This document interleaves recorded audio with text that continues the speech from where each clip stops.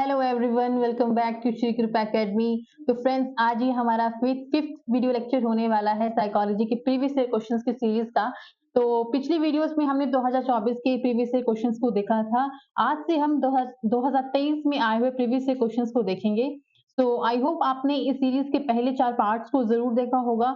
अगर नहीं देखा है तो प्लीज उन्हें जरूर देखिएगा। ये आपके आने वाले सभी एचपी टैट के एग्जाम्स के लिए बहुत हेल्पफुल प्रूफ होंगे। तो चलिए आज का वीडियो लेक्चर शुरू करते हैं। हमारा फर्स्ट क्वेश्चन है, the goal of cognitive social cognitive therapy is basically. इसके लिए ऑप्शन है, ऑप्शन ए है सेल्फ एक्चुअलाइजेशन, ऑप्शन बी है सेल्फ रेगुलेशन, ऑप्शन सी है uncovering hidden conflicts, option D है ऑल ऑफ द अबव। तो इसका जो हमारा करेक्ट आंसर है वो है option number B, self regulation. तो सोशल कॉग्निटिव थेरेपी को हम शॉर्ट फॉर्म में एससीटी कह देते हैं। तो ये किसके द्वारा दी गई थी? ये दी गई थी अल्बर्ट बंडूरा के द्वारा। 19 अल्बर्ट बंडूरा के द्वारा दी गई थी 1960s में। तो सोशल कॉग्निटिव थेरेपी इस विचार पर आधारित है कि लोग अपने एक्सपीरियंसेस और दूसरों को देखकर ऑब्जर्व करके सीखते हैं। और जो सोशल कॉग्निटिव थेरेपी है ये self control, self efficiency, reinforcement and observational learning पर एम्फेसिस करती है, बिहेवियर को प्रभावित इन्फ्लुएंस करने में।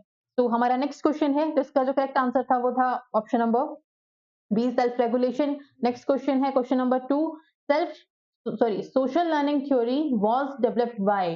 तो इसके लिए ऑप्शंस हैं, ऑप्शन ए है अल्बर्ट बंडूरा, ऑप्शन बी है अल्फ्रेड हिचकॉक, ऑप्शन सी है अल्बर्ट डार्विन, ऑप्शन डी है अल्बर्ट आइंस्टाइन। तो उसके लिए जो करेक्ट आंसर है वो होगा option number A, Albert Bandura. तो अल्बर्ट बंडूरा ने सोशल लर्निंग थ्योरी दी थी, जो कि एक अमेरिकन लर्निंग थ्योरिस्ट थे। और इन्हें हम फादर ऑफ कॉग्निटिव थ्योरी भी कहते हैं। ये थ्योरी एक्सप्लेन करती है कि ऑब्जर्वेशन से इंसान सीखता है, इमिटेट करके सीखता है या फिर मॉडलिंग के प्रोसेस से सीखता है। तो वो ये जो सीखना है उसी को ये कह रहे हैं ऑब्जर्वेशनल लर्निंग थ्योरी या सोशल लर्निंग थ्योरी। तो इसका जो करेक्ट आंसर है वो होगा हमारे पास option number A, Albert Bandura. So next question है question number 3, which of the following approaches to personality is least deterministic. तो इसके लिए ऑप्शंस है हमारे पास, ऑप्शन नंबर ए है the humanistic, the option number B है द बिहेवियरल, ऑप्शन सी है साइको एनालिटिक, ऑप्शन डी है सोशल लर्निंग अप्रोच। तो इसका जो करेक्ट आंसर है वो होगा ऑप्शन नंबर ए। तो जो द ह्यूमनिस्टिक अप्रोच है पर्सनालिटी की वो लीस्ट डिटर्मिनिस्टिक है। तो ये जो ह्यूमनिस्टिक अप्रोच है ये एम्फेसिस करती है इंडिविजुअल की personal worth, centrality of human values and creative and active nature of human beings पे। तो इसका जो करेक्ट आंसर होगा वो होगा ऑप्शन ए, द ह्यूमनिस्टिक। तो नेक्स्ट क्वेश्चन है question number 4, the Freud's theory of personality in Freud's theory of personality. तो इसमें ऑप्शंस दिए हुए हैं। पहला ऑप्शन है the id operates by secondary process, option number B है the super ego always the pleasure principle, option number C है the ego always the reality principle, option number D है the ego operates by primary process thinking. जो Sigmund Freud थे, जो हमारे segment fruit थे, उन्हें हम फादर ऑफ साइको एनालिसिस भी कहते हैं।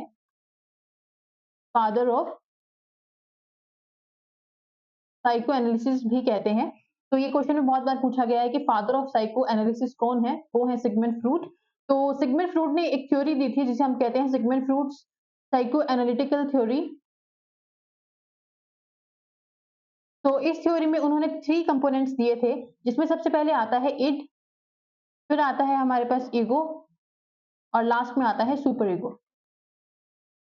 जो हमारे पास यहाँ पे इड है वो इंस्टिंक्ट से रिलेटेड है, जो हमारे इंस्टिंक्ट होते हैं, और जो ईगो है वो रिलेटेड है रियलिटी प्रिंसिपल से, और सुपर ईगो रिलेटेड है हमारा मोरालिटी से। इसका जो करेक्ट आंसर होगा वो होगा option number C, the ego always the reality principle. तो नेक्स्ट क्वेश्चन है question number 5, the frustration aggression hypothesis. तो इसके लिए ऑप्शंस दिए हैं। ऑप्शन ए है was developed by social learning theorist, option B है assumes that frustration produces aggression, option C है assumes that aggression is basic instinct, option D है claims that frustration and aggression are both instinctive। तो जो frustration aggression theory थी, frustration क्या होती है? जब आप कोई काम करना चाह रहे हो, आपका एक गोल डायरेक्टेड बिहेवियर हो, लेकिन आप किसी इन्वायरमेंटल फैक्टर की वजह से अपना गोल अचीव ना कर पा रहे हो, तो उस वक्त जो आपकी फीलिंग्स होती है, कैफियत होती है, उसे फ्रस्ट्रेशन कहते हैं। तो इस हाइपोथेसिस में यही कहा गया है कि फ्रस्ट्रेशन के रिस्पॉन्स में एग्रेशन पैदा होती है। तो इसका जो करेक्ट आंसर है वो होगा हमारे पास option number B, assumes that frustration produces aggression। So next question है, क्वेश्चन नंबर 6 है, which of the following clinical procedures are based in part on classical conditioning। तो इसके लिए ऑप्शन है हमारे पास, ऑप्शन नंबर ए है ट्रांसफेरेंस, ऑप्शन बी है टोकन इकोनॉमी, ऑप्शन सी है two chair technique, option D है सिस्टमैटिक डिसेंसिटाइजेशन। तो इसका जो हमारे पास करेक्ट आंसर होगा वो होगा option number D, systematic desensitization. तो इसमें ये पूछा गया था कि इनमें से कौन सा क्लिनिकल प्रोसीजर है जो आंशिक रूप से क्लासिकल कंडीशनिंग पर आधारित है। तो इसका जो करेक्ट आंसर था वो होगा option number D, systematic desensitization. तो सिस्टमैटिक डिसेंसिटाइजेशन एक बिहेवियरल थेरेपी है जो एंजाइटी और फोबिया जैसी चीजों को रिड्यूस करने में हेल्प करती है। तो नेक्स्ट क्वेश्चन है, question number 7, intelligence can be defined as. बुद्धि को इस प्रकार परिभाषित किया जा सकता है। तो इसके लिए ऑप्शन है, ऑप्शन नंबर ए है knowledge of a great knowledge of man great man, बहुत से तथ्यों की जानकारी होना। ऑप्शन नंबर बी है the ability to get good grades in school. Option number C है all the factors that make a person different from others. Option D है the ability to think abstractly and learn from experience. तो इसका जो correct answer होगा वो होगा option number D, the ability to think abstractly and learn from experience. तो intelligence को हम कैसे डिफाइन करते हैं, the ability to think abstractly and learn from experience.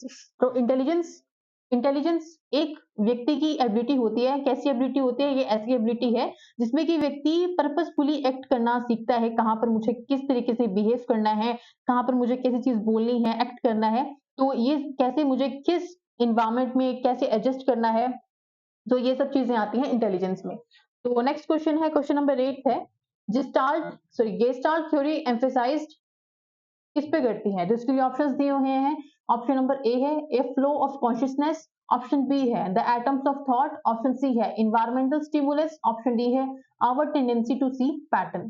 तो गेस्टाल्ट का मतलब होता है होल। हमने पिछली वीडियोस में देखा था कि गेस्टाल्ट का मतलब क्या होता है, होल। एंड दो father of gestalt theory father of gestalt theory किसको कौन है, वो होते हैं, वो है हमारे पास मैक्स वर्थिमर। ये क्वेश्चन बहुत बार पूछा गया है कि फादर ऑफ गेस्टाल्ट थ्योरी कौन है, वो है मैक्स वर्थिमर। तो जो गेस्टाल्ट थ्योरी है वो किस पे एम्फेसाइज करती है, वो करती है our tendency to see pattern. तो इसमें क्या है, गेस्टाल्ट थ्योरी हमारे पैटर्न देखने की टेंडेंसी पर एम्फेसाइज करती है। तो उसका जो करेक्ट आंसर होगा वो होगा option number D, our tendency to see pattern. तो नेक्स्ट क्वेश्चन है, क्वेश्चन नंबर 9 है, in terms of efficiency in scanning information, which one of the following strategies is considered the best। तो जानकारी के प्रभावी अवलोकन के लिए निम्नलिखित में से कौन सी तकनीक सर्वोत्तम है। इसके लिए ऑप्शन दिए हुए हैं कंजर्वेटिव फोकसिंग, ऑप्शन बी है फोकस गैम्बलिंग, ऑप्शन सी है साइमल्टेनियस स्कैनिंग, ऑप्शन डी है सक्सेसिव स्कैनिंग। इसका जो करेक्ट आंसर होगा वो होगा साइमल्टेनियस स्कैनिंग। तो हमारे पास जो साइमल्टेनियस स्कैनिंग है वो बेस्ट स्ट्रेटेजी होगी in terms of efficiency in scanning information.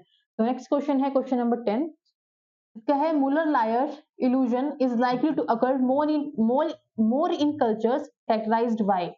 तो इसमें है कि मुलर लायर भ्रम की सांस्कृतिक विशेषताओं में अधिकतर होने की संभावना है। तो इसके लिए ऑप्शन दिए हैं, ऑप्शन नंबर ए है people living in rectangular and square buildings, option B है people living in buildings which are round and have few corners, option C है people living in open spaces, option D है people living in caves. तो इसका जो correct answer होगा वो होगा option number A, people living in rectangular and square buildings. तो next question है, question number 11, the model of memory consisting of short-term memory which serve as gateway to long-term memory was propounded by। तो ये किसके द्वारा प्रोपाउंड किया गया था। इसके लिए ऑप्शन है हमारे पास, ऑप्शन नंबर है ए है एबिंगहॉस, ऑप्शन सी है Craik and Lockhart, option C है टलविंग, ऑप्शन डी है अटिंगसन एंड शिफरिन। तो ये किसके द्वारा प्रोपाउंड किया गया था, ये किया गया था अटिंगसन एंड शिफरिन। तो इसका जो करेक्ट आंसर होगा ऑप्शन नंबर डी, अटिंगसन एंड शिफरिन। तो नेक्स्ट क्वेश्चन है, क्वेश्चन नंबर 12 है, बैकवर्ड कंडीशनिंग अकर्स व्हेन। ये बैकवर्ड कंडीशनिंग कब होती है। तो इसमें है हमारे पास जो ये है, इसमें यूएस है, यूएस का मतलब इसमें है अनकंडीशनड स्टिमुलस। यहाँ यूएस का मतलब है हमारे पास unconditioned stimulus. Unconditioned stimulus, and जो इसमें हमारे पास CS है उसका है हमारे पास। तो इसके लिए जो हमारे पास करेक्ट आंसर होगा वो होगा हमारे पास option number D, unconditional stimulus presented first and conditioned stimulus is presented after the termination of unconditioned stimulus. So backward conditioning कब होगी? जब जो हमारे पास अनकंडीशनड स्टिमुलस है वो पहले प्रेजेंट होगा और उसके बाद जो कंडीशनड स्टिमुलस है वो अनकंडीशनड स्टिमुलस की टर्मिनेशन होने के बाद प्रेजेंट होगा। तो इसका जो करेक्ट आंसर होगा वो होगा ऑप्शन नंबर डी।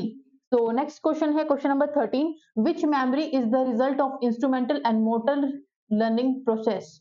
तो इसके लिए ऑप्शन है option number A semantic memory, option B है एपिसोडिक मेमोरी, ऑप्शन सी है सेंसरी मेमोरी, ऑप्शन डी है प्रोसीजरल मेमोरी। तो इसका जो करेक्ट आंसर है वो है option number D, procedural memory. So procedural memory is the result of instrumental and motor learning process. तो नेक्स्ट क्वेश्चन है क्वेश्चन नंबर 14 है, people with moderate mental retardation would have an IQ in the range of, कि जिन लोगों का moderate mental retardation होता है उनका IQ level कितना होता है? तो इसके लिए ऑप्शन दिए हुए हैं, ऑप्शन ए है 10 to 49, ऑप्शन बी है 35 to 54, ऑप्शन सी है 55 to 70, ऑप्शन डी है 20 to 34। तो इसका जो करेक्ट आंसर है वो होगा option number B, 35 to 54। Next question है क्वेश्चन नंबर 15 है, to design teaching learning activities for a classroom to suit the requirements of the students, teacher should have a knowledge of.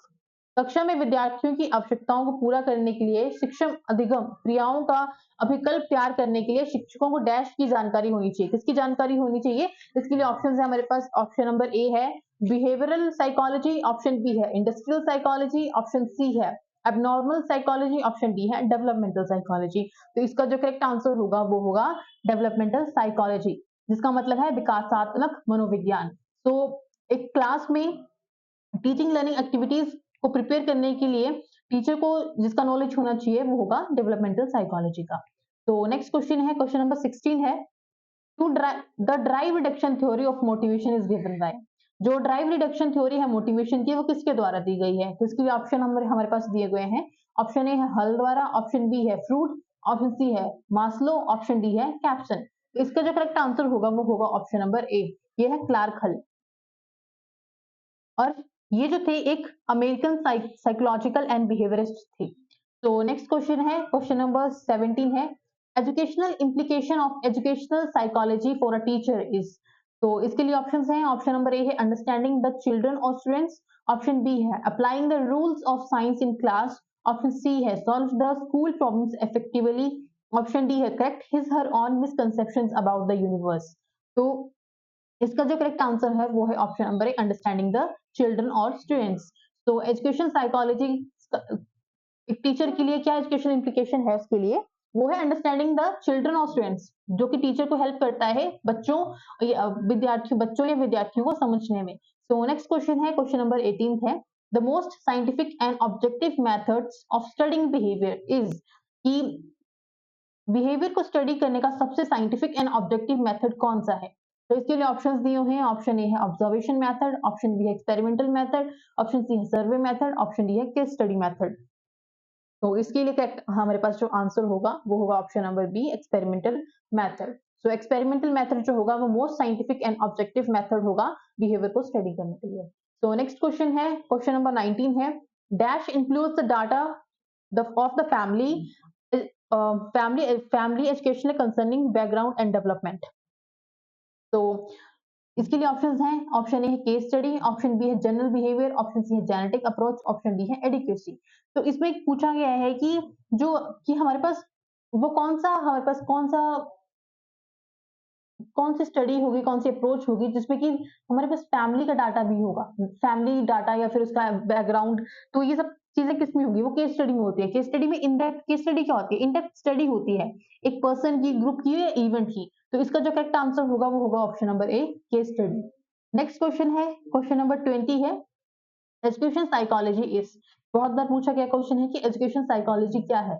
इसके लिए option है A pure science है, option B है an applied science है, option C है a normative science है, या D none of the above. तो इसका जो करेक्ट आंसर है वो है option number B, an applied science. तो अप्लाइड साइंस क्या होती है? Applied science is the application of the scientific method and scientific knowledge to attain practical goals.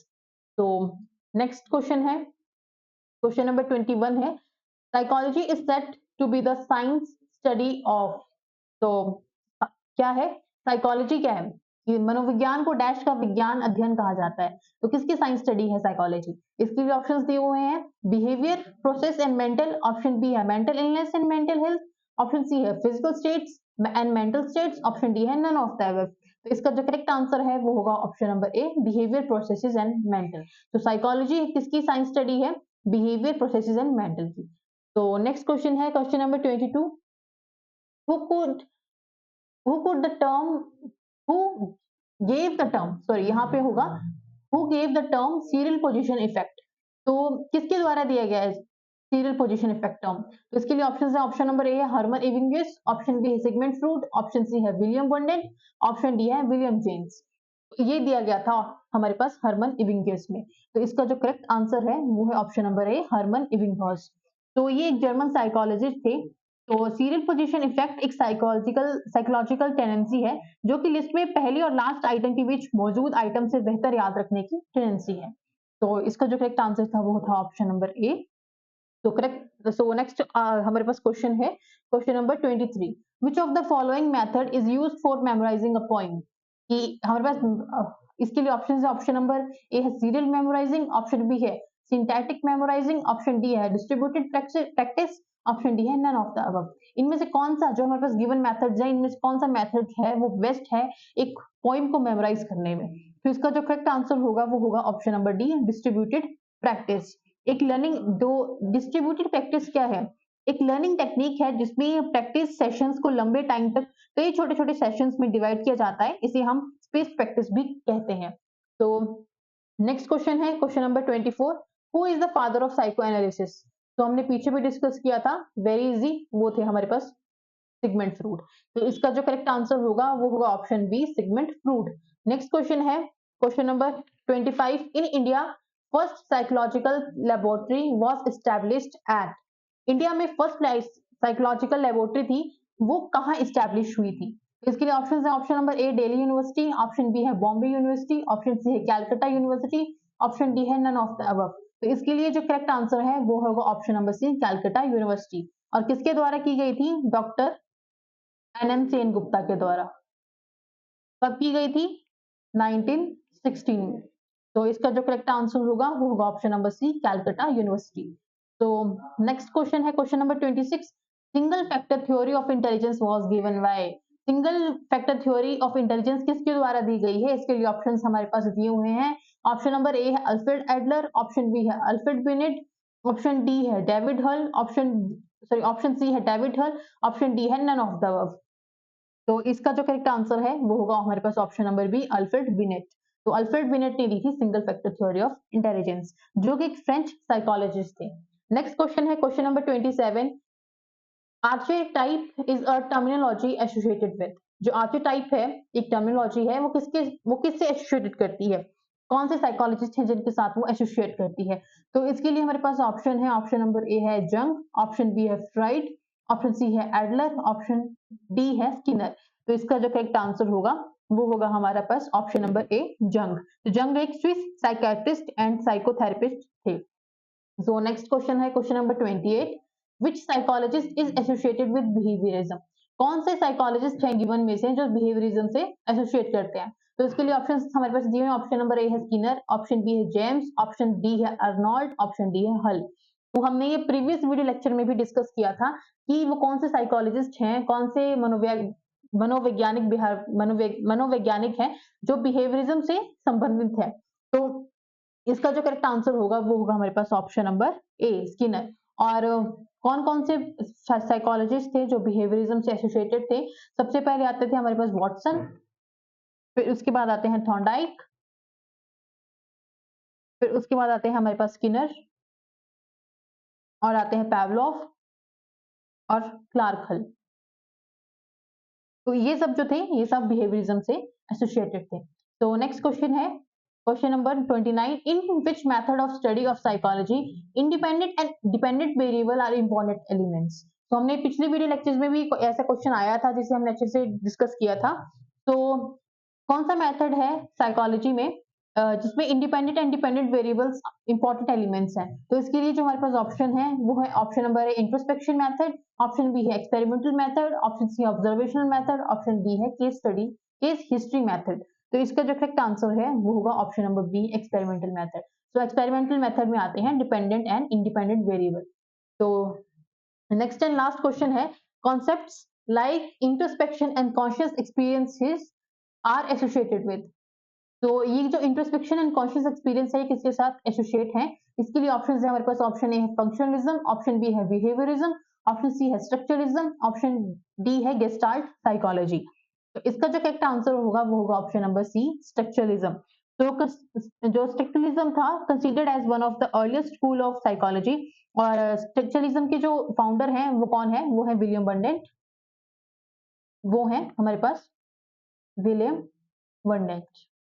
तो इन्होंने फर्स्ट साइकोलॉजिकल लाइब्रेरी एस्टैब्लिश की थी लाइप्जिग यूनिवर्सिटी ऑफ जर्मनी में। वो कब की थी? 1879 में। और इन्हें हम फादर ऑफ साइकोलॉजी भी कहते हैं।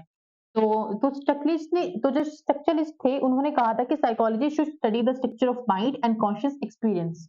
तो इसका जो करेक्ट आंसर होगा वो होगा ऑप्शन नंबर सी स्ट्रक्चरलिज्म।